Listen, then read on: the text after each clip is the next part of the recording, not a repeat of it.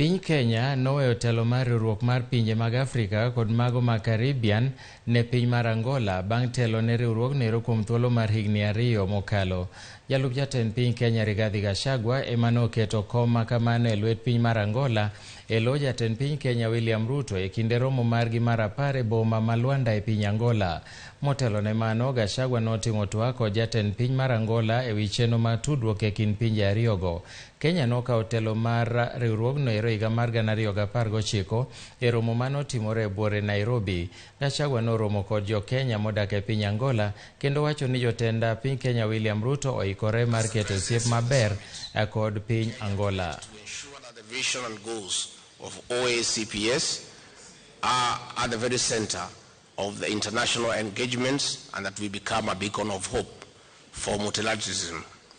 This pledge was backed by endorsement of the revised Georgetown Agreement and the Nairobi Nguvu ya Pamoja Declaration and provided a much-needed impetus for the renewal of the organization.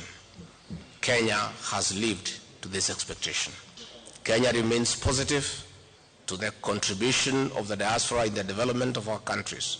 We welcome the creation of the OACPS trade platform for engagement with global diaspora initiatives as well as the nation-state level.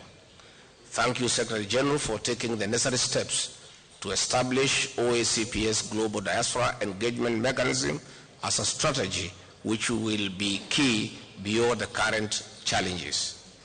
Excellencies, the theme of the 10th Summit, 3 continents, 3 oceans, 1 common destiny, building a resilient and sustainable OACPS is a great breather by member states towards resilience and economic diversification to attain economic independence.